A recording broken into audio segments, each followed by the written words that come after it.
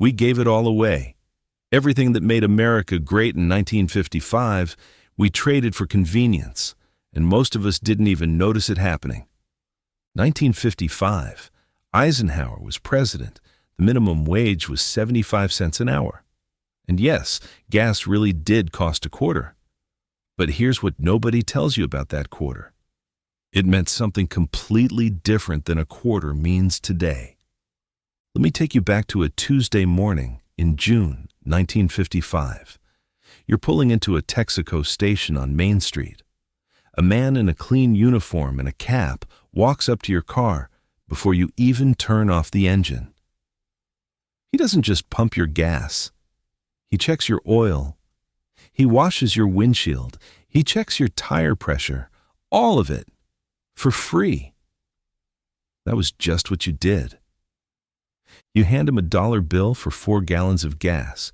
He gives you 75 cents back. Your tank is full. Your windshield is clean. And you're on your way. The whole thing took maybe 5 minutes. But that's not even the interesting part. The interesting part is what you could do with that 75 cents you have left. You could buy 3 loaves of bread, or 2 dozen eggs, or go see a movie with popcorn and still have change left over, or you could buy a hamburger, fries, and a milkshake at the diner. That wasn't a kid's meal. That was a full lunch for a working man. Now, I'm not going to bore you with a bunch of inflation calculations. You've heard all that before. What I want to talk about is what life actually felt like in 1955. Because the prices tell one story, but the way people lived tells another story entirely. In 1955, most families had one car, not because they couldn't afford 2 cars, but because they didn't need 2 cars. Dad drove to work. Mom walked to the grocery store 3 blocks away. Kids walked to school. The paperboy rode his bicycle. The milkman delivered to your door. You knew your mailman by name. Everything you needed was within walking distance. The butcher, the baker, the 5 and dime, the drugstore with the soda fountain, the hardware store where the owner knew which screws you needed just by listening to your problem. These weren't quaint little luxuries. This was just how towns were built. Main Street wasn't something you drove past on the way to somewhere else. Main Street was where you went. On Saturday, families would drive into town and park. Then you'd walk. You'd see your neighbors. You'd stop and talk. The kids would get an ice cream cone for a nickel. The men would gather outside the hardware store. The women would browse the department store. Here's something that might surprise you. The average American family in 1955 spent about 30% of their income on housing. Today, it's closer to 40 or 50% in most places. But in 1955, that housing was something different. A typical house was maybe 1,200 square feet, 1 bathroom, 3 bedrooms, 1 car garage, no air conditioning, 1 TV if you were lucky. 1 phone on the kitchen wall that the whole family shared. And you know what? Families were happy in those houses. Kids shared bedrooms. Nobody thought twice about it. You didn't need a bedroom for every kid, a playroom, a home office, and a media room. You had a living room where the family gathered. That was it. And somehow, people survived just fine. The kitchen was smaller too. You didn't need a giant refrigerator because you went to the store 3 or 4 times a week. You bought what you needed for a few days. Nothing was pre-packaged. The butcher cut your meat while you waited. You bought vegetables from the produce stand. Milk came in glass bottles. Eating out was a treat, not a habit. Most families ate at home 6 nights a week. Maybe on Friday night you'd go to the diner. Sunday after church you might get ice cream. But a family sitting down to breakfast at a restaurant on a Tuesday morning, that would have seemed bizarre. Why would you pay someone else to scramble your eggs? A working man could support a family on 1 income. That's not nostalgia talking. That's just math. If you worked 40 hours a week at a decent job, you could afford a house, a car, food for your family, and even save a little bit. Your wife could stay home with the kids if she wanted to. Not because women couldn't work, but because families had that choice. A factory worker, a shopkeeper, a tradesman, these were respectable jobs that paid enough to live on. You didn't need 2 college degrees and $50,000 in student debt just to afford an apartment. Let me tell you about the cars. A brand new Chevrolet Bel Air cost about $2,200. That sounds incredibly cheap until you remember that the average income was about $4,000 a year. So that car was still about half a year's salary. But here's the difference. That car was built to last. People expected to drive a car for 10 years or more. You didn't trade it in every 3 years. You maintained it. You took care of it. When something broke, you fixed it, or your neighbor fixed it, or the guy at the gas station fixed it. Cars were simple enough that a regular person could work on them. And those cars had style.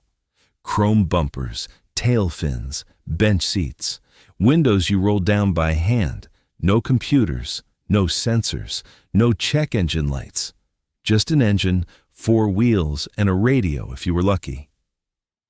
Gas wasn't just cheap. It was everywhere. Little gas stations on every corner, each one competing for your business. They'd offer free dish sets, free drinking glasses, prize games, anything to get you to choose their station. And they knew if they didn't treat you right, you'd just go to the station across the street next time. Now let's talk about what things really cost. A new refrigerator was about $300. That was expensive. That was a major purchase. Families saved up for that. But that refrigerator would last 20 years. When it broke, a repairman would come to your house and fix it. Nobody threw away a refrigerator because the ice maker stopped working. A loaf of bread cost 18 cents. But that bread was baked that morning at the bakery downtown. It had about 5 ingredients. You could pronounce all of them.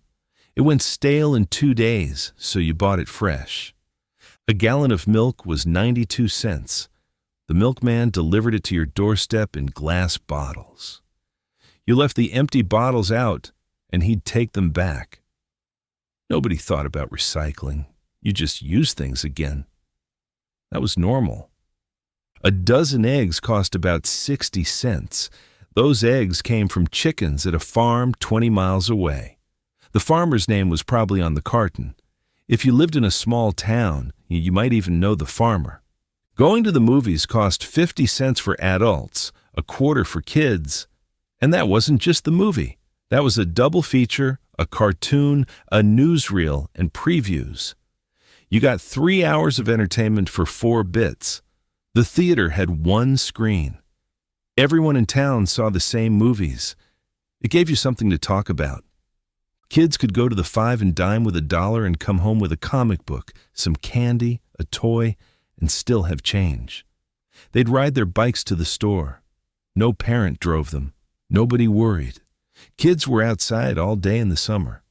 You came home when the streetlights came on. Now, here's what people forget about 1955. Life was simpler, but it was also harder in ways we don't think about anymore. No microwaves, no dishwashers in most homes. Laundry took all day. Hang everything on a line to dry. Iron the sheets, iron the shirts, iron everything. No air conditioning. When it was hot, you were hot. You sat on the porch in the evening because it was cooler outside. You knew your neighbors because you were all sitting outside together. If you wanted to call someone, you called them on the one phone in the house. The phone had a cord. You stood in the kitchen and talked. Everyone could hear your conversation. Privacy wasn't really a thing. And long-distance calls? Those cost money. Real money. You saved those for emergencies or special occasions. No credit cards?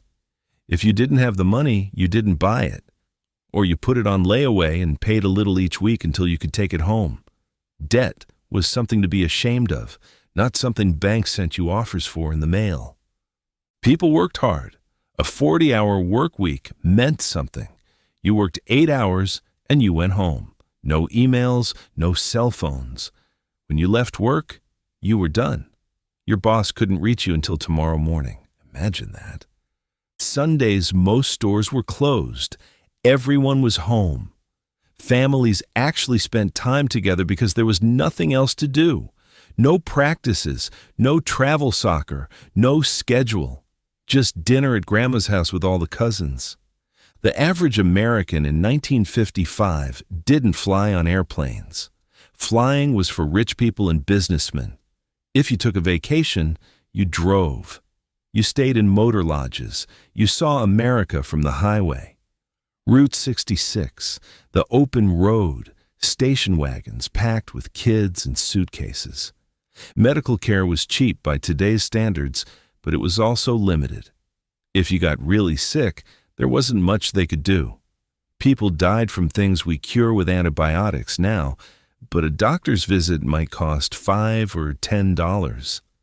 And the doctor knew your family, made house calls if you were really sick. Imagine your doctor coming to your house today. Education was different too. Most people didn't go to college. You didn't need to. You could get a good job with a high school diploma.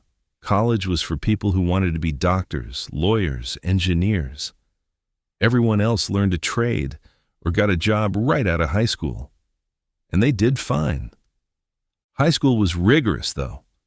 Kids learned practical things, shop class, home economics, typing, things you'd actually use.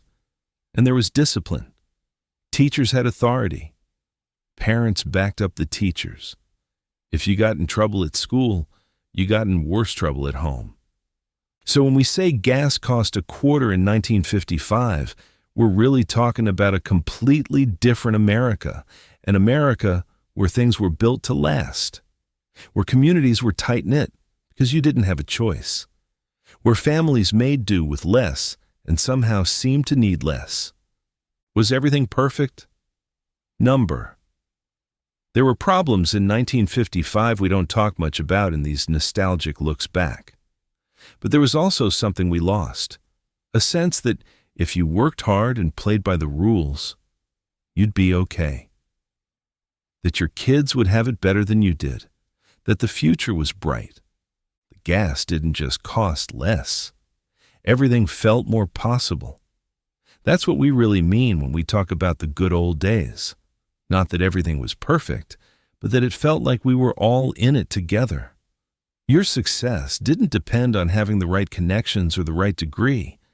It depended on showing up and doing the work. When you filled up your tank for $1 in 1955, you weren't just buying gas. You were buying into a version of America that doesn't exist anymore. An America where a working man could afford a house, where Main Street was thriving, where your neighbor knew your name and your kids played in the street until dark. We traded all of that for convenience, for 2-day shipping and streaming services and the ability to work from anywhere. Maybe it was worth it. Maybe it wasn't. But at least we should be honest about what we gave up when we stopped building towns around main streets and started building them around highways and shopping malls. That quarter for a gallon of gas, it represented something bigger than just fuel. It represented an America where things made sense, where you got what you paid for, where a handshake meant something, where people still had time to stop and talk. We can't go back to 1955, and maybe we wouldn't want to even if we could, but we can remember what worked, what made communities strong, what gave people hope, and maybe, just maybe, we can find a way to bring some of that back. Not the cheap gas, but the things that cheap gas represented, the possibility, the optimism, the sense that tomorrow would be better than today. That's what America looked like when gas cost a quarter. Not perfect, but worth remembering.